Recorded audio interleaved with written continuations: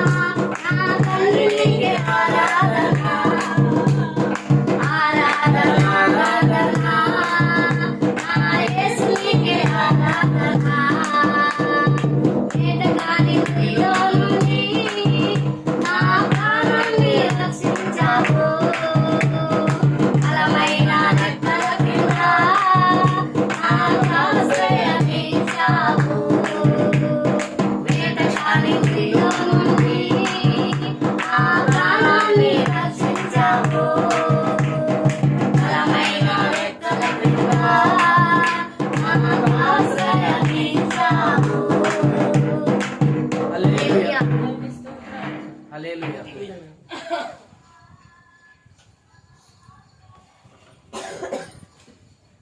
Praise Lord. Hallelujah. స్తోత్రం. Praise Lord. దేవుని పరిశుద్ధ నామమునకు మహిమ కలుగును గాక. దేవుని ప్రియులారా, ఆయన ఉన్నతమైన ప్రేమను బట్టి, కృపను బట్టి ఈ ఉపవాస పండుగలలో ప్రభు 31వ రోజులోనికి ప్రభు మనల్ని నడిపించాడు. ఈ సమయంలో వాటి ద్వారా మహిమ పొందిన దేవుడు మరి వాక్యము నుండి మనకి అమూల్యమైన మాటలు అందించడానికి దూర ప్రాంతం నల్గొండ నుండి దైవజనులు లోకేష్ అయ్య గారు మన మధ్యలో ఉన్నారు. మరి కొద్ది నిమిషాలు దేవుని మాటలు అందిస్తూ ఉండగా అందరూ ప్రార్థనా పూర్వముగా ఉండి ప్రభు మాటలు ఆలకించాలని జ్ఞాపకం చేస్తూ ఈ సమయాన్ని దైవజనులకు అప్పగిస్తూ ఉన్నాం. అందరం చప్పట్లు కొడుతూ దైవజనులను ఆహ్వానిద్దాం. Praise the lord.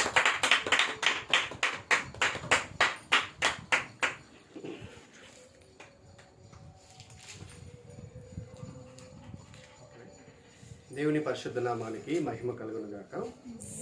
అవకాశం ఇచ్చిన దేవాది దేవునికి, సంఘ కాపరి గారికి, కూడి వచ్చిన మీ అందరికీ దేవుని పేరట నా హృదయాభివందనాలు తెలియజేస్తున్నాను. చిన్న ప్రార్థన చేసుకొని దేవుని యొక్క మాటలను మనం ఆలోచన చేద్దాం. ప్రతి ఒక్కరు తలలు వంచినట్లయితే ప్రార్థన చేసుకుందాం.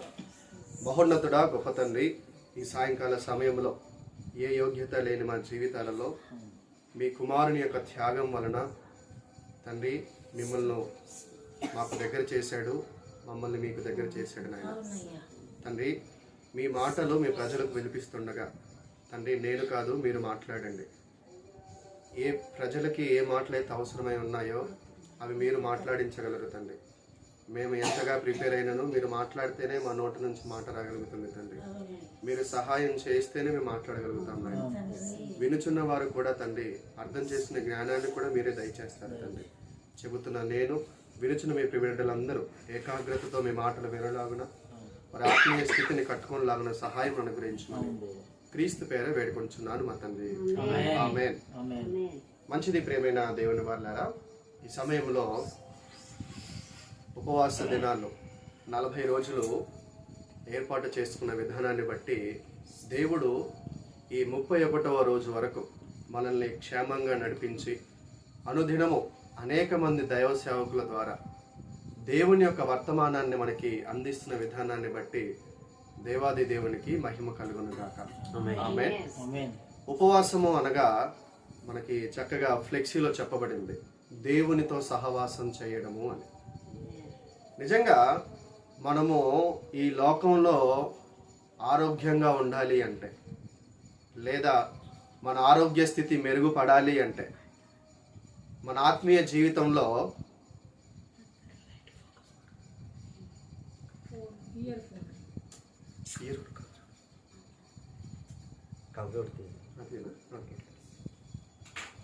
మన ఆరోగ్య స్థితి మెరుగుపడాలి అంటే ప్రియమైన దేవుని వాళ్ళారా, మనం బరువు తగ్గాలి అన్నా, మన ఆరోగ్యాన్ని మెరుగుపరుచుకోవాలి అన్నా వైద్యులు మనకి ఏం చెప్తారు అంటే, వారంలో ఒకరోజు ఉపవాసం ఉంటే మన శారీరక స్థితికి చాలా మంచిది అని చెప్తారు వైద్యులు.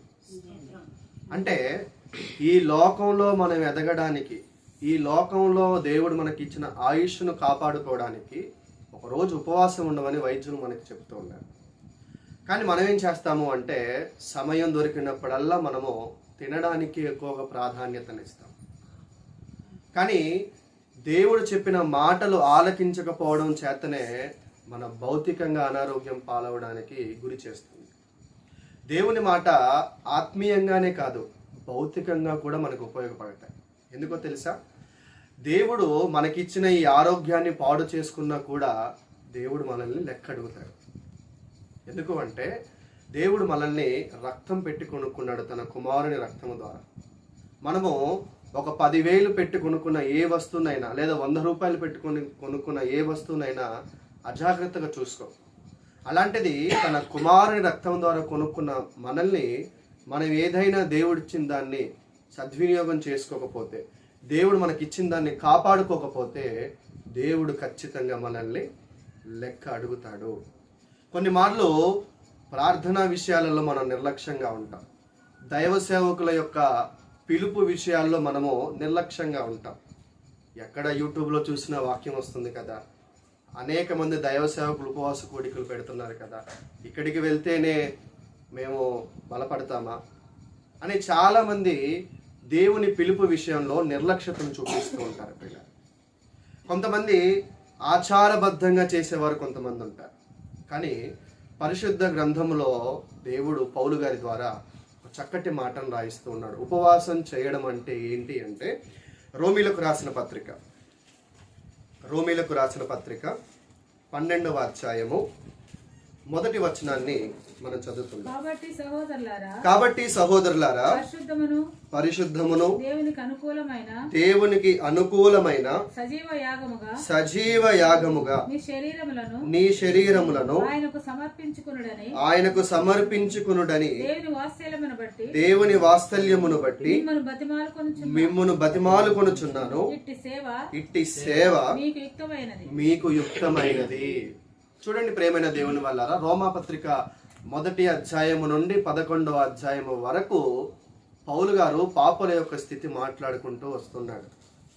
అంటే ఏంటి అంటే ఈ లోకంలో ఏ భేదము లేదు, అందరూ పాపం చేసి ఉన్నారు అని చెప్తున్నాడు.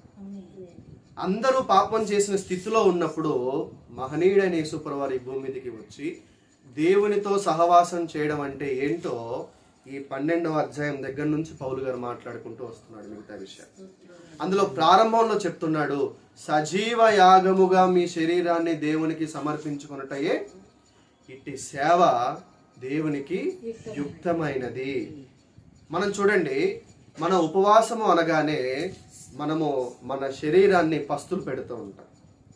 మంచిదే, మనకి దైవజనులను నేర్పించిన విధానాన్ని బట్టి మన శరీరాన్ని పస్తు పెట్టడం మంచిదే.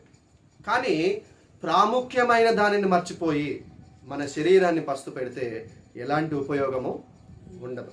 దేవుడు మనకి ఏదైతే చెప్పాడో అది చేయకుండా మన ఎన్ని ఉపవాసాలున్నా యెషయా గ్రంథంలో చెప్తాడు, ఇలాంటి ఉపవాసం నేను కోరుకోలేదే, ఇలాంటి ఉపవాసం మీరు చేస్తున్నది అని దేవుడు ఎందుకు మాట్లాడాల్సి వచ్చిందంటే ఇజ్రాయేలు ప్రజలందరూ ఉపవాసం ఉంటున్నారు, కానీ వారి భక్తి జీవితాలలో ఎలాంటి మార్పు లేదు. ఈరోజు మనము సజీవ యాగముగా దేవునికి జీవితాన్ని సమర్పించుకోవడం అంటే ఏంటో భక్తులు తమ జీవితాలలో ఉపవాసం ఉండి మనకు నేర్పించారు. ఆ విషయాలు మనము గనక ఆలోచించగలిగితే, మొదటిగా న్యాయాధిపతుల గ్రంథము మనం చూసుకున్నట్లయితే ఉపవాసం అంటే ఏంటో ఒక సహోదరి మనకి నేర్పిస్తుంది, ఒక భక్తురాలు మనకి నేర్పిస్తుంది. న్యాయాధిపతుల గ్రంథము 11వ అధ్యాయము, న్యాయాధిపతుల గ్రంథము 11వ అధ్యాయము 39-40 వచనాలు మనం చదువుకుందాం. న్యాయాధిపతుల గ్రంథము 11వ అధ్యాయము. 2 నెలల అంతమున ఆమె తన తండ్రి యొద్దకు తిరిగి రాగా ఎవరు ఈ ఆమె అంటే యెఫ్తా యొక్క కుమార్తె. యెఫ్తా యొక్క కుమార్తె యెఫ్తా యుద్ధానికి వెళ్తున్నప్పుడు యుద్ధాన్ని జయించుకొని వచ్చిన తర్వాత నేను ఇంట్లోనికి వెళ్ళబోయే ముందు ఎవరైతే నాకు అడ్డుగా వస్తారో, ఎవరైతే నాకు ఎదురు పడతారో నేను ఖచ్చితంగా నీకు బలిగా అర్పించేస్తాను అని చెప్పాడు యెఫ్తా. అర్పిస్తాను అని చెప్పిన యెఫ్తా ఖచ్చితంగా తన కుమార్తె ఎదురుపడిన తర్వాత ఏం చేశాడు అంటే 39వ వచనంలో ఇప్పుడు మనం అదే చదువుకుంటున్నాం. ఆ 2 నెలలు అంతమున ఆమె తన తండ్రి యొద్దకు తిరిగి రాగా తాను మొక్కుబడి చొప్పున ఆమెకు చేసెను. ఆమె పురుషుని ఎరుగనే లేదు. ప్రతి సంవత్సరమున చాలు బ్రదర్, చూడండి, ఆమె పురుషుణ్ణి ఎరుగనే లేదు అని చెప్తున్నాడు. అంటే ఒక కన్యకగా తన జీవితాన్ని దేవునికి సమర్పించుకుంది. ఎవరి మాటను బట్టి? తండ్రి చెప్పాడు, దేవునికి వాగ్దానం చేశాడు, దేవునికి మాట ఇచ్చాడు, ఎవరైతే నాకు ఎదురు పడతారో ఆమె నేను నీకు దహన బలిగా నేను నిక్కిచ్చేస్తాను అని చెప్పాడు. బలి అర్పించడము అంటే కట్టెల మీద పెట్టేసి మంట అంటించేసి కూతుర్ని చంపేయడం కాదు. ఎందుకంటే దేవుడు చెప్పాడు, నా మాట వినకుండా మీరు బలి అర్పిస్తే నాకెందుకు, క్రొవ్విన దూడను నాకు ఇస్తే నాకెందుకు, నేను బలిని కోరటం లేదు, నేను కోరుతుంది ఏంటి అంటే నా ఆజ్ఞను గైకొనడమే అని దేవుడు భక్తులతో మాట్లాడాడు. కాబట్టి ప్రియమైన దేవుని వాళ్ళారా, ఈమె తన కన్య జీవితాన్ని అంతటిని దేవుని కొరకు సమర్పించేస్తుంది. అదే సజీవ యాగముగా దేవునికి జీవితాన్ని సమర్పించుకోవడం అంటే. ఆమేన్. ప్రియమైన దేవుని వాళ్ళారా, గమనించండి, సజీవ యాగముగా తమ జీవితాన్ని సమర్పించుకోవడము అంటే ఒకసారి తీర్మానం తీసుకుని మన జీవితాన్ని దేవునితో అంటగట్టబడిన తరువాత, ఒకటి ఆయన కుమారుని రాకడైన రావాలి, రెండు మన పోకడైన జరగాలి. ఈ రెండు జరిగిన తర్వాతే మన ఉపవాసం ఆగిపోవాలి. ఈ రెండు జరగక తర్వాతే మన సజీవ యాగముగా జీవితాన్ని దేవునికి సమర్పించుకోవడం ఆగిపోవాలి. అంతము వరకు మనం ఏం చేయాలి అంటే దేవుని కొరకు ఉపవాసం ఉండాలి ప్రియులారా. ఇలాంటి ఉపవాసాన్ని దేవుడు కోరుకుంటూ ఉన్నాడు. మనం ప్రారంభంలో చెప్పుకున్నాం, మనము మన శరీరాన్ని పస్తులుంచి మన ఆత్మీయ స్థితిని మెరుగుపరుచుకోకపోతే దేవుడు ఇలాంటి ఉపవాసాన్ని అంగీకరించడు. మరొక సందర్భాన్ని చూసుకుందాం. జకర్యా గ్రంథము 7వ అధ్యాయము 5వ వచనము 6వ వచనాన్ని చదువుకుందాం. ఇక్కడ ప్రజలు ఒక రకమైన ఉపవాసం చేస్తూ ఉన్నారు. జకర్యా గ్రంథము 7వ అధ్యాయము 5, 6 వచనాలలో దేశపు జనులందరినీ యాజకులకును నీవు ఈ మాట తెలియచేయవలెను. ఈ జరిగిన 70 సంవత్సరములు ఏటేటా 5వ నెలను 7వ నెలను మీరు ఉపవాసముండి దుఃఖము సలుపుచు వచ్చినప్పుడు నా యందు భక్తి కలిగియే ఉపవాసముంటిరా. మరియు మీరు ఆహారము పుచ్చుకొనినప్పుడు స్వప్రయోజనము కొరకే కదా పుచ్చుకొనుచుంటిరి. మీరు పానము చేసినప్పుడు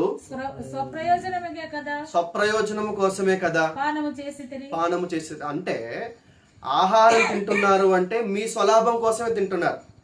మంచినీళ్ళు తాగుతున్నారు అంటే నీళ్లు తాగకపోతే బాడీ డిహైడ్రేషన్ అయిపోయింది. మీ లాభం కోసమే తాగుతున్నారు. నా కోసం చేసింది ఏముంది అక్కడ? అవునా కదా? మనం అనుకుంటున్నాం ఉపవాసం ఉంటున్నామని, కానీ దేవుని మాటను వినకుండా మనం ఎన్ని రోజులు ఉపవాసం ఉన్నా అది దేవుని దృష్టిలోనికి రాదు. ఇక్కడ ఈ ఇజ్రాయేలు ప్రజలు ఎందుకు ఉపవాసం ఉంటున్నారు? ఉపవాసం ఉంటే ఖచ్చితంగా దేవుడు వీరి గురించి గొప్పగా రాయించేవాడు. కానీ ప్రశ్నార్థకంగా మాట్లాడుతున్నారు. ఉపవాసం ఉంటిరా? నా కోసం ఉంటిరా? అంటే వీరు ఎవరి కోసమో ఉపవాసం ఉంటున్నారు. వీరు ఎవరి కోసం ఉపవాసం ఉంటున్నారో రాజుల 2వ గ్రంథము 25వ అధ్యాయము 25వ వచనంలో ఈ విధంగా రాయబడింది. వీరు ఎవరి కోసం ఉపవాసం ఉంటున్నారో ఇక్కడ భక్తుడు చెప్తున్నాడు. రాజుల 2వ గ్రంథము 25వ అధ్యాయము 25వ వచనాన్ని మనం కనుక స్పష్టంగా చదువుకోగలిగితే, ఇజ్రాయేలు ప్రజలు ఏటేటా 5వ నెలన ఎవరి కోసం ఉపవాసం ఉంటున్నారు ఇక్కడ చెప్తున్నాడు. అయితే 7వ మాసమందు రాజవంశీయుడగు ఎలీషమాకు పుట్టిన నెతన్యా కుమారుడైన ఇష్మాయేలు 10 మంది మనుషులను పిలుచుకొని వచ్చి గెదల్యా మీద పడగా అతడు మరణమాయెను. మరియు మిస్పాలో అతని యొద్దనున్న యూదులను కల్దీలను అతడు హతము చేసెను. ఇక్కడ జకర్యా గ్రంథంలో చెప్పబడిన ఉపవాసం ఎవరి కోసం ఉంటున్నారు అంటే, ఇదిగో ఈ 7వ మాసంలో చనిపోయిన గెదల్యా గురించి ఉపవాసం ఉంటున్నారు. వారి స్వప్రయోజనం కోసమే. మనం కూడా చూడండి, మన బంధువులకు ఎవరికైనా కష్టం వచ్చిందనుకోండి, ఉపవాసం ఉండి ప్రార్థన చేస్తాం. మనం మంచిదే. కానీ మన భక్తి జీవితంలో ఎలాంటి మార్పు లేకుండా మనం ప్రార్థన చేస్తే దేవుని సన్నిధికి అది చేరదు. చూడండి, పిల్లల్ని పాఠశాలకు పంపిస్తారు తల్లిదండ్రులు. పిల్లవాడు చదువుకోకుండా తండ్రిని ఏదైనా అడిగితే కొనిస్తాడా? ససేమీరే కొనేవాడు. ఫస్ట్ చదువుకో, నీకేం కావాలో నాకు తెలుసు, నేను ఏ టైంలో కొనించాలో ఆ టైంలో నేను కొనిస్తాను, ఫస్ట్ నువ్వు చదువుకో. అదేవిధంగా దేవుడు కూడా, మీరు ఉపవాసం ఉంటున్నారు మంచిదే, కానీ నేనేం చెప్పాదో అది మీరు చేయకుండా, నేను చెప్పింది మర్చిపోయి నా ఆజ్ఞను మీరు మీరి బ్రతికి ఎన్ని రోజులు ఉపవాసం ఉన్నది నా సన్నిధికి చేరదు. అందుకని ఉపవాసం అంటే ఎలా ఉండాలో ఇదే జకర్యా గ్రంథం 7వ అధ్యాయం 8వ వచనం దగ్గర నుంచి చెప్తున్నాడు. అసలు సిసలైన ఉపవాసం అంటే ఏంటో చివరి దశలో ఉన్న ఇశ్రాయేలు ప్రజలకు చెప్తున్నాడు. జకరియా గ్రంథము మరియు 7వ అధ్యాయం 8వ వచనం. మరియు యెహోవా వాక్కు యెహోవా వాక్కు జకర్యాకు జకర్యాకు ప్రత్యక్షమై సెలవిచ్చినదేమనగా సైన్యములకు అధిపతియగు యెహోవా ఇలాగూ ఆజ్ఞ ఇచ్చి ఉన్నాడు. సత్యమును అనుసరించి తీర్పు తీర్చుడి. ఒకరి యందు ఒకరు కరుణా వాత్సల్యమును కనుపరుచుకొనుడి. విధవరాండ్రను తండ్రి లేని వారిని పరదేశులను దరిద్రులను బాధ పెట్టకుడి. మీ హృదయమందు సహోదరులలో ఎవరికి కీడు చేయదలచుకుడి. అయితే వారు ఆలకింపనొల్లక మూర్ఖులై వినకుండా చెవులు మూసుకొనిరి. ధర్మశాస్త్రమును పూర్వీకులైన ప్రవక్తల ద్వారా సైన్యములకు అధిపతియగు యెహోవా తన ఆత్మ ప్రేరేపణ చేత తెలియజేసిన మాటలను తాము వినకుండానట్లు హృదయమును కురవిందము వలె కఠినపరుచుకొనిరి. గనుక సైన్యములకు అధిపతియగు యెహోవా యొద్ద నుండి వారి మీదికి వచ్చెను. ఎందుకని యెహోవా యొక్క ఉగ్రత ఇశ్రాయేలు ప్రజల మీదకి వచ్చిందండి? ఉపవాసం చేయలేదనా? ఉపవాసం వాళ్ళు ఏం చేస్తున్నారా లేదా? వారు ఉపవాస దినాలు ఆచరిస్తున్నారు, ఉపవాసాన్ని చేస్తున్నారు, కానీ వారు ఏం చేయట్లేరు. వారిలో ఏం లేదు? కరుణ లేదు. సహోదరుని ప్రేమించే మంచి ప్రేమ కలిగిన హృదయం లేదు. విధవరాన్లను తల్లిదండ్రులు లేని వారిని ప్రేమించే హృదయం లేదు. సత్యాన్ని అనుసరించే మనసు లేదు. ఇంకా అనేక అవలక్షణాలు వారిలో కనిపిస్తున్నాయి. ఇవన్నీ చేస్తూ ఉన్నప్పుడు కూడా మన ఉపవాసం ఉంటున్నాము అంటే మన హృదయము దేవుని మాట విననొల్లక ఉంటుంది అని అర్థం. ఇక్కడ మీరు 40 రోజులు కాదు, మీ జీవితం అంతా ఉపవాసం ఉన్నా కూడా మీ ఆత్మీయ జీవితంలో మీ పాపాన్ని విడిచిపెట్టే ఆ లక్షణం మీలో లేకపోతే మీరేం చేయట్లేరు? దేవునికి ఇష్టమైన ఉపవాసం మీరు చేయట్లేరు. ఇశ్రాయేలు ప్రజలు చేస్తున్నారు, కానీ అది ఒక గెదల్యా అనే ఒక వ్యక్తి గురించి వారు ఉపవాసం ఉంటున్నారు, కానీ వారి స్వప్రయోజనం కోసం వారు ఉపవాసం ఉంటున్నారు, కానీ దేవుని కొరకు నిజంగా వారు ఉపవాసం ఉండటం లేదు. ప్రియులారా, మన జీవితంలో కూడా రక్షణ పొందక ముందు మన పాప జీవితం ఎంత ఘోరంగానే ఉంటుంది. రక్షణ పొందిన తర్వాత కూడా మన పాప జీవితాన్ని మనం విడిచిపెట్టలేదంటే మనం ఇంకా నిజమైన మారు మనసును పొందలేదు, అంటే మనం నిజమైన ఉపవాసం చేయట్లేదు. కాబట్టి ప్రేమైన దేవుని వాళ్ళారా గమనించండి, నిజమైన ఉపవాసము అంటే నీ తోటి సహోదరుని నీవు ప్రేమించాలి. నీ జీవితంలో, నీ కుటుంబాలలో నీ సహోదరుని, నీ సహోదరిమణిని, ఇరుగు పొరుగు వారిని, తల్లిదండ్రులు లేని వారిని, విధవరాలను మీరు ప్రేమించాలి. ఇవన్నీ చేయకుండా మీరు ఉపవాసం ఉంటున్నారు అంటే అది దేవునికి ఏమాత్రము కూడా ఇష్టము లేదు. సజీవ యాగముగా జీవితాన్ని సమర్పించుకోవడము అంటే దేవుని కొరకు మీరు మరణించేంత వరకు జీవించడమే నిజమైన ఉపవాసం. ఇది దేవుడు కోరుకుంటుంది. ఈ 40 రోజులు దేవుడు మిమ్మల్ని సిద్ధపాటు చేస్తూ ఉన్నాడు, మీకు అలవాటు చేస్తూ ఉన్నాడు ఆత్మీయ జీవితాన్ని ఈ ప్రసంగాల ద్వారా. ఈ 40 రోజులే కాదు, 41వ రోజు నుంచి ఎవరైతే పాపాన్ని విడిచిపెట్టి మీరు బ్రతుకుతారో వారికి ఈ 40 రోజులు చేసిన ఉపవాస ప్రార్థన వల్ల లాభం చేరుతుంది. లేకపోతే లాభము ఏమాత్రము చేకూరదు. మరలా పాస్టర్ గారిని వచ్చి ప్రశ్నించడానికి మీకు హక్కు లేదు. చాలా మంది అంటారు, మీ కష్టాలు పోతాయి, 40 రోజులు ఉపవాసం ఉండమన్నారు అయ్య గారు, మా కష్టాలు ఏం పోలేదే. ఫోన్ చేసి అడుగుతారు. లోపం పాస్టర్ గారిలో ఉందా, మీలో ఉందా?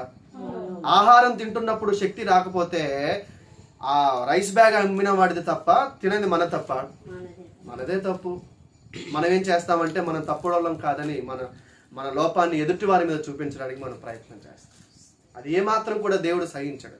అది సహోదర ప్రేమ అనిపించబడదు. కాబట్టి మొదటిగా మనం చూసాము, యెఫ్తా కుమార్తె తమ జీవిత అంతము వరకు ఏం చేసింది?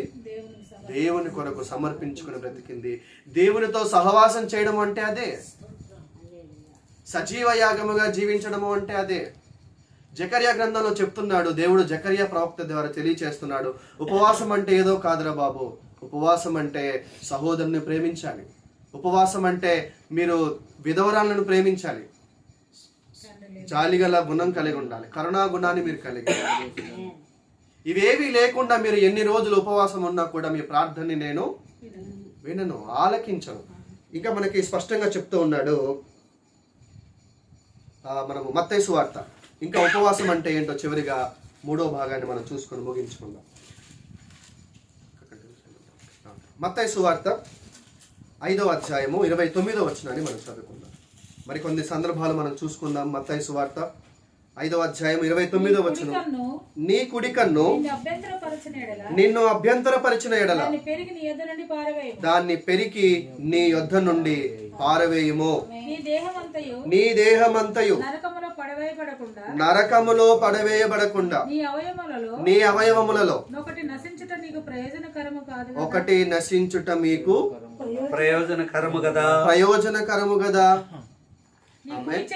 ఎంత చక్కగా చెప్తున్నాడు చూడండి. నీ కుడికన్ను నిన్ను అభ్యంతరపరిచింది అనుకోండి, దాన్ని తీసి పారేయమంటున్నాడు. అంటే మన కంట్లో ఏలు పెట్టుకుని తీసి పారేయడం కాదు, దీనికి ఉపవాసం పెట్టాలి. నీకు మోహపు చూపు ఉంది ఏ ఆడవారినైనా చూసినప్పుడు, లేదా నీకు మోహపు చూపు ఉంది ఏదైనా పురుషుని చూసినప్పుడు, ఈ కంటికి నువ్వేం పెట్టాలి? ఉపవాసం పెట్టాలి. కంటిని పెరికి వేసుకోవడం అంటే అదే. నీ ఆరోగ్యం బాగుపడాలి, నీకు వచ్చిన జ్వరం తగ్గాలి అంటే నువ్వేం చేయాలి? చికెన్లు మటన్లు తినకుండా ఉండకూడదని చెప్తారు, కానీ మనకి వాసన వస్తూ ఉంటుంది, కానీ తినలేము. అప్పుడేమున్నాం మనం? ఉపవాసం ఉన్నాం కదా. ఇదే విధంగా దేవుడు చెప్తున్నాడు ఇక్కడ.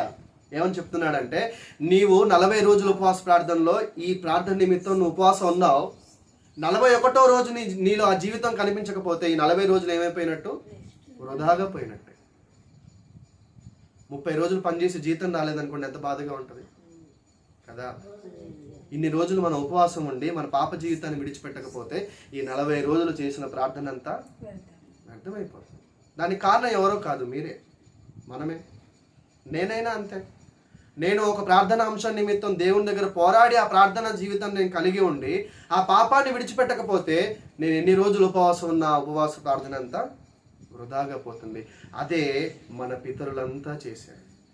పాత నిబంధన గ్రంథంలో ఉన్న భక్తులు చాలా మేరకు ఇజ్రాయెల్ ప్రజలంతా అదే జరిగించారు. అందుకని దేవుడు నూతన నిబంధనలో చెప్తున్నాడు, ఉపవాసం అంటే ఏదో కాదు, సజీవ యాగముగా మీ జీవితాన్ని సమర్పించుకోవడమే. అంటే మనకు అర్థం కాదు, సజీవ యాగముగా సమర్పించుకోవడం అంటే ఏంటి? ఇదిగో నీ కన్ను నిన్ను అభ్యంతరపరిచిందా, ఆ కన్ను ద్వారా చేసే పాపాన్ని నువ్వు విడిచిపెట్టు. ఎందుకంటే ఇదే 6వ అధ్యాయంలో చెప్పాడు, నీ దేహానికి దీపము, నీ దేహానికి వెలుగు కన్నే. ఈ కన్ను పాడైపోయింది అనుకోండి, ఈ దేహం అంతా ఏమైపోతుంది? చీకటి అయిపోతుంది. ప్రతి మానవుడికి, ఈ లోకంలో ఉన్న ప్రతి మానవుడికి బద్ధ శత్రువు ఏంటి అంటే శరీరం. అవునా కదా? ఈ శరీరానికి ఉన్న లక్షణం ఏంటి అంటే నువ్వు ఎలా వంచితే అలా వంగిద్ది. దానికి దేవుడి ఆ స్వభావాన్ని పెట్టాడు. ఇప్పుడు కొన్నిసార్లు స్కూల్లోనికి వెళ్ళినప్పుడు, లేదా మన వయసు పెరుగుతూ ఉన్నప్పుడు మీరు చూడండి, మిలిటరీ వాళ్ళని చూడండి, లేదా పోలీస్ శాఖ వాళ్ళని చూడండి, వాళ్ళకి 60 సంవత్సరాల వయసు వచ్చినా సరే 5 గంట కొట్టినట్టు 5ంటికి లెగుస్తారు వాళ్ళు. ఎందుకు? వాళ్ళకి ట్రైనింగ్ పీరియడ్లో నేర్పిస్తారు. 5 గంటలకి మీరు రాత్రి 12ంటికి నిద్రపో, 1ంటికి నిద్రపో, నువ్వు ఎన్నింటికి లేవాలి? 5ంటికి లేవాల్సిందే. నేను మా తాతగారి మిలిటరీ క్యాంటీన్లో చేసినప్పుడు మేము తరచుగా వాళ్ళ ఇంటికి వెళ్తూ ఉన్నప్పుడు మా తాతగారు టెన్షన్గా 5ంటికి లెగుస్తాడు. కారణం ఏంటి తాతయ్య, ఎలా నువ్వు లేవగలుగుతున్నావు అని మేము అడిగినప్పుడు, మాకు నేర్పించారు నాన్న, ఉదయాన్నే లేవడం మాకు నేర్పించారు, అలవాటు ఇంకా మాకు పోలేదని చెప్పాడు. అంటే మన శరీరాన్ని ఎలా వంచితే అలా వంగుతుంది. అందుకనే దేవుడు ఈ శరీరమే నీకు శత్రువు అయితే ఈ శరీరమే నీకు ఆలయం అని చెప్పాడు.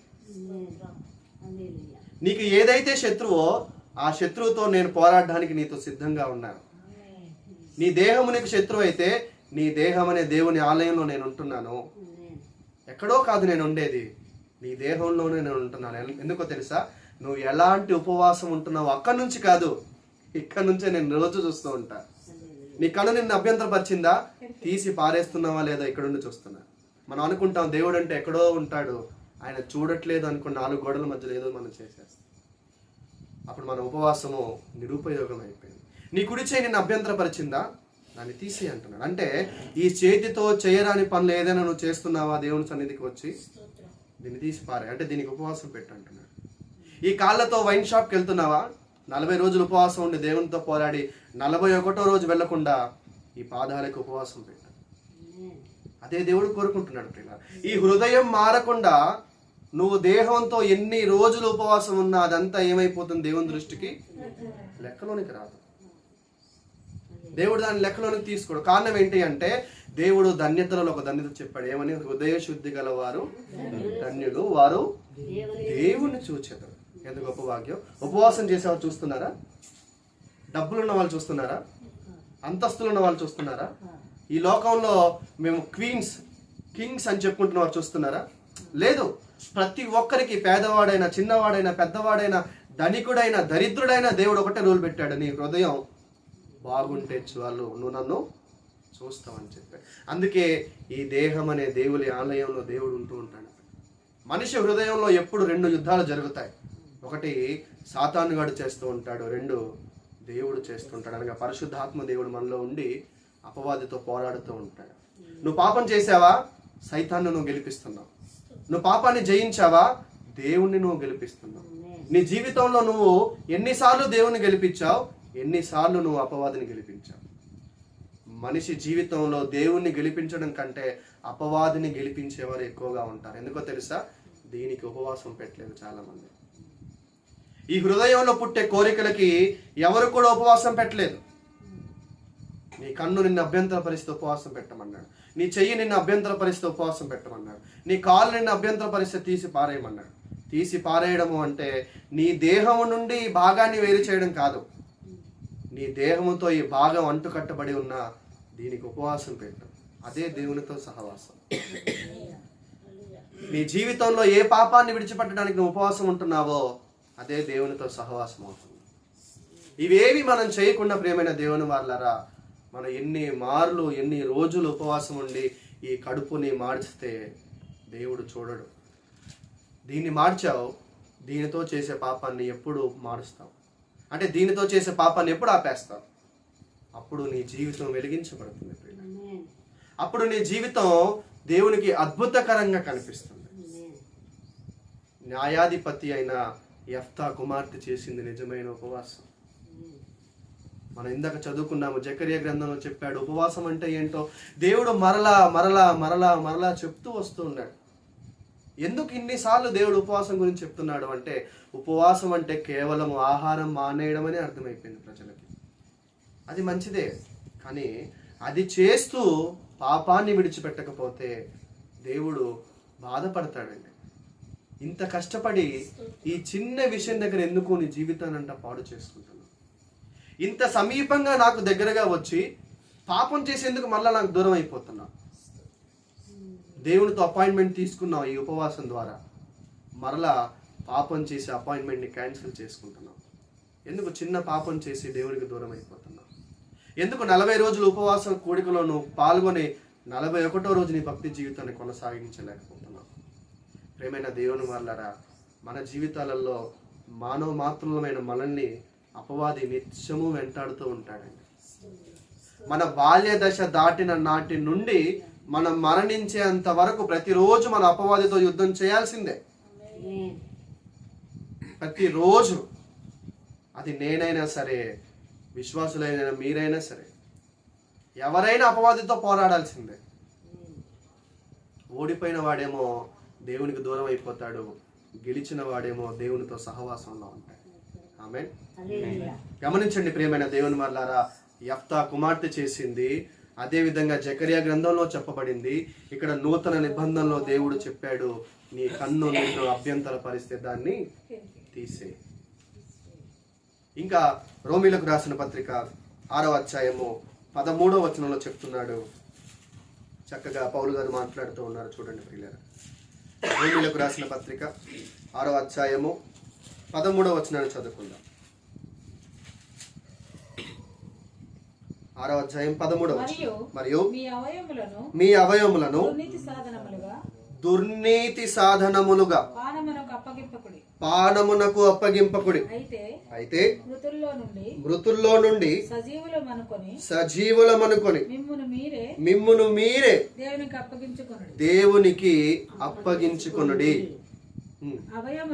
మీ అవయవములను నీతి సాధనములుగా దేవునికి అప్పగించుడి అని చెప్తున్నాడు. దేవుడు ఈ దేహాన్ని ఎందుకు ఇచ్చాడో తెలుసా? మీ దేహాన్ని దేవునికి సమర్పించుకొని నీతిగా బ్రతకడానికి ఇచ్చాడు. దుర్నీతి క్రియలు కాదు. ఈ క్రియలు ఎక్కడ ప్రారంభమయ్యాయో తెలుసా? ఆది కాండంలో ఆదిలోనే ప్రారంభమయ్యాయి. కయ్యనుతో అంటాడు కదా, నువ్వు మంచి పనులు చేస్తూ నువ్వు ఎందుకు తలదించుకుంటున్నావు? సత్క్రియలు చేసిన ఎడల నువ్వు నా ఎదుట తల ఎత్తుకునేదు కదా అని అన్నాడు పైన. అంటే ప్రారంభంలోనే కయ్యను తప్పిపోయాడు. కానీ మన జీవితాలలో కూడా ఇలాంటి పరిస్థితులు ఏర్పడతాయి. అపవాది ఏర్పాటు చేస్తాడు ఇలాంటి పరిస్థితులు, దేవునికి దూరం అయ్యే పరిస్థితులు. కానీ మనం ఏం చేయాలి అంటే వాక్యం ద్వారా, ప్రార్థన ద్వారా, దేవునితో ఉండే సహవాసం ద్వారా మనం ఈ పాపాన్ని జయించగలుగుతాం. 10వ తరగతి విద్యార్థి ఒక 6 రోజుల్లో రాసే పరీక్ష పాస్ అవ్వాలి అంటే ఎన్ని సంవత్సరాలు కష్టపడాలో తెలుసా? 10 సంవత్సరాలు కష్టపడాలి. ఎలాగంటారా? ఎల్కేజీ నుంచి ప్రారంభమయ్యి 10వ తరగతి వరకు ప్రతిరోజు ఏం చేయాలి? చదవాలి. 1వ తరగతి పాస్ అవుతూనే 2వ తరగతికి వెళ్తాడు. డైరెక్ట్గా 10వ తరగతి చదవడానికి అవకాశం ఉంటుందా? ఉండదు. మన ఆత్మీయ జీవితంలో కూడా పాపాన్ని జయించాలి అంటే ఒక్క రోజులో రాదది. శ్రమిస్తూ ఉండాలి, నిత్యం మనం కష్టపడుతూ ఉండాలి. ఒక విషయాన్ని గమనించండి, చాలా మంది ఏమంటారు అంటే పాపాన్ని జయించడం మా వల్ల కావట్లేదు, అందుకే దేవుని సన్నిధికి రావట్లేదు పాస్టర్ గారు అని అంటారు. ఒక విషయం గమనించండి, మీకు జ్వరం వస్తే ఎవరి దగ్గరికి వెళ్తారు? డాక్టర్ దగ్గరికి వెళ్తారు కదా. మరి నేను జ్వరాన్ని జయించలేను కదా అని చెప్పేసి ఇంట్లో ఎందుకు కూర్చోట్లేరు? ఇది కూడా ప్రశ్నే కదా, అలా కదా. నీకు అనారోగ్యం వస్తే వైద్యుని సంప్రదించాలని నీకు తెలుసు. అనారోగ్యం వస్తే నీ స్వతహాగా నువ్వు ఆ రోగాన్ని పోగొట్టుకోలేవని నీకు తెలుసు. అది తెలిసిన నీకు పాపం చేస్తున్న నువ్వు పాపాన్ని జయించాలంటే, దేవుని దగ్గరికి వెళ్ళాలనే ఆలోచన నీకు ఎందుకు రావట్లేదు అంటే నీ మనోనేత్రాలకు గుడ్డితనాన్ని కలుగచేశాడు అపవాది. అందుకే నువ్వు దేవుని దగ్గరికి రావట్లా. లోపం నీలో ఉంది. అందుకే మనం చదువుకున్నాం, నా మాటలు వినకుండా వాళ్ళ హృదయాన్ని వాళ్ళు ఏం చేసుకున్నారంట? కఠినపరుచుకున్నారంట. వారి కన్నులు దేవుని వాక్యం చదవడానికి ఇష్టపడట్లేదంట. వారి చెవులు ధర్మశాస్త్రం వినడానికి ఇష్టపడట్లేదంట. వారి పాదాలు యెరూషలేము వెళ్ళడానికి ఇష్టపడట్లేదంట. ఈ రోజుల్లో మనం కూడా చూడండి, వాక్యం వినడానికి ఇంట్రెస్ట్ ఉండదు, బైబిల్ చదవడానికి మనకి ఇంట్రెస్ట్ ఉండదు. కానీ పౌలు గారు జైల్లో ఉండి పత్రికలు రాశాడు, ఆనందంగా రాశాడు. కానీ ఇంట్లో ఫ్యాన్ కింద కూర్చొని మనకి బైబిల్ చదువుకోవడానికి తీరకుండా. దేవుడు మనల్ని ఎంత ప్రశ్నిస్తాడండి. పౌలు గారిని ముందు పెడతాడు, ఇదిగో జైల్లో ఉండి రాశాడు నా కుమారుడు, ఏసీలో కూర్చోబెట్టాను నేను నిన్ను, నువ్వేం చేస్తున్నావు? ఏసీ కార్లో తిప్పుతున్నాను, వాక్యం చదువుతున్నావు అని ప్రశ్నిస్తే ఏం చేస్తాం ప్రియులారా? దేవుని ముందు తలదించుకుంటాం కయ్యను అని. అలాంటి స్థితి రాకూడదనే దేవుడు ప్రతిరోజు మనల్ని బలపరుస్తూ ఉన్నాడు తన మాటల చేత. ఇక్కడ చెప్పాడు పత్రికలో, మీ శరీరాన్ని దుర్నీతికి అప్పగించకండి, నీతి పనులు చేయడానికి, మంచి పనులు చేయడానికి మీరు ఈ యొక్క ఉపవాస కూడికలను ఉపయోగించుకోండి అని చెప్తున్నారు. ఈ భౌతిక అవసరాల కోసం కంటే ఎక్కువగా పాపాన్ని జయించే విషయంలో మన ఉపవాసం ఉండాలి ప్రియులారా. ఎందుకంటే దేవుడు చెప్పాడు, మొదట నా రాజ్యాన్ని, నా నీతిని వెతకమన్నాడు. ఎందుకో తెలుసా? మనం డాక్టర్ దగ్గరికి వెళ్తాం, జ్వరం వస్తే జ్వరం వచ్చిందని చెప్తామా? లేకుంటే మా ఇంట్లో ట్యాబ్లెట్స్ లేవండి, ట్యాబ్లెట్స్ కొనుక్కోవడానికి డబ్బులు లేవండి అని చెప్తామా? జ్వరం వచ్చిందని చెప్తాం. అప్పుడు ఆయన మందులు రాసిస్తాడు. పాపాన్ని మనం జయించలేకపోతే దేవుని దగ్గరికి వెళ్తే, దేవా ఇదిగో ఆడవాళ్ళు కనిపించినప్పుడు నా కంటే నేను కాపాడుకోలేకపోతున్నా, దీంట్లో జయించే శక్తిని ఇవ్వాలి అంటే ఆ శక్తిని ఇస్తాడు. ఈ శక్తి నువ్వు జయించావనుకో, నీ దేహానికి దీపం కన్ను గనక, కన్ను వెలుగుమయం అయితే నీ దేహం అంతా వెలుగుమయం అవుతుంది, నీకు మంచి ఆరోగ్యం ఉంటుంది, చక్కగా 24 గంటలు పని చేసుకోవడానికి నీకు శక్తిని ఇస్తాడు, నీకు జీతం వస్తుంది, నీ కుటుంబాన్ని నువ్వు పోషించు. ఈ చిన్న ట్రిక్ మర్చిపోయి ఏవేవో చేస్తున్నారు ప్రజలంతా. ఉపవాసం ఆత్మీయతకే కాదు, భౌతికంగా కూడా ఉపయోగపడుతుంది. కానీ దేవుడి మాట అర్థం అవుతూ ఉపయోగపడుతుంది. అర్థం కాకపోతే నీ జీవితం అర్థమైపోతుంది. ఎందరో భక్తులు చేశారు ఉపవాసం, వారు యథార్థమైన ఉపవాసం చేశారండి. ఇది దేవుడు మనకు నేర్పిస్తున్న ఉపవాసం. నీ దేహాన్ని పాపానికి అప్పగించకు. నువ్వు పాపం చేస్తున్న కొలది, నీలో పాప కోరికలు పెరుగుతున్న కొలది నువ్వు ఎక్కువగా ఎవరితో సహవాసం చేయాలి తెలుసా? దేవునితో సహవాసం. నువ్వు ఎంతగా దేవునికి దగ్గర అవుతుంటే వాడికి భయం అవుతుంటది. అమ్మో వీడేంట్రా ప్రతిరోజు ప్రార్థన చేస్తున్నాడు, ప్రతిరోజు బైబిల్ చదువుతున్నాడు, అమ్మో నిన్ను పడగొట్టడం కష్టమని వాడే సైడ్ అయిపోతూ ఉంటాడు. నువ్వు దేవునికి దగ్గర అవుతుంటే వాడు నీకు దూరం అవుతూ ఉంటాడు. నువ్వు అపవాదికి దగ్గర అవుతూ ఉంటే వాడు నిన్ను దేవునికి దూరం చేస్తూ ఉంటాడు. కాబట్టి ప్రేమైన దేవుని వల్లారా, ఉపవాసం అంటే సజీవ యాగముగా శరీరాన్ని సమర్పించుకోవడము, అంటే దేవునితో సహవాసం చేయడము, అంటే పాపాన్ని విడిచిపెట్టడమే.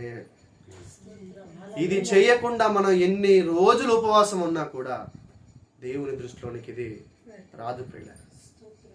దేవుడు ఇలాంటి ఉపవాసాన్ని అంగీకరించాడు. ఈ మాటలు మీకు నొప్పిగా ఉండవచ్చు, ఈ మాటలు మీకు వినడానికి జిగుత్సాహకరంగా ఉండొచ్చు, కానీ దేవుని వాక్యం ఈ రీతిగా సెలవిస్తుంది పిల్లలు. మనం దేవుని రాజ్యం చేరాలి అంటే మనం ఉపవాసం ఉండాలి, కానీ ఈ ఉపవాసం దేవునికి ఇష్టమైనదై ఉండాలి.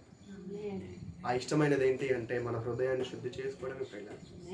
మన హృదయంలో ఎలాంటి కల్మషం ఉండొద్దు, మన హృదయంలో ఎలాంటి పాపం ఉండొద్దు, మన హృదయంలో ఎలాంటి ద్వేషము, కుళ్ళు, ఇలాంటి లోకంలో కనిపిస్తున్న నీచపు స్వభావం అంతా మనలో ఉండకూడదు. ఈ మలినాన్ని ఎప్పుడైతే ప్రార్థనా జీవితం ద్వారా కడిగేస్తావో అప్పుడు దేవుడు నీ జీవితంలోనికి వచ్చి నీ జీవితాన్ని వెలుగుగా చేస్తాడు. ఈ రోజుల్లో చేతులు లేని వాళ్ళు దేవుని సేవలు వాడబడట్లేరా? ఈరోజు కళ్ళు లేని వాళ్ళు దేవుని సేవలు వాడబడట్లేరా? కాళ్ళు చేతులు లేని నిక్ దైవజనులు ప్రపంచ వ్యాప్తంగా ఎంతో మందికి సువార్తలు ప్రకటించాడు. కాళ్ళు లేవు, చేతులు లేవు, చక్కటి భార్యనిచ్చాడు, 2 బిడ్డల్ని ఇచ్చాడు. కాళ్ళు లేని వాళ్ళని ఎవరైనా పెళ్లి చేసుకుంటారా? చేతులు లేని వాళ్ళని ఎవరైనా స్త్రీ పెళ్లి చేసుకుంటుందా? ఎన్ని రోజులు ప్రార్థన చేశాడు అండి దైవజనులు నిక్కారు. కాళ్ళు లేవు, చేతులు లేవు, నా అనుకునే వాళ్ళు ఒక్కరు లేరు, కానీ దేవుడు మంచి సహోదరిని తనకు భార్యగా ఇచ్చాడు. మన జీవితంలో మనం అనుకోవచ్చు లోపం నీ అవయవాలకే, నీ ఆత్మీయ జీవితానికి కాదు.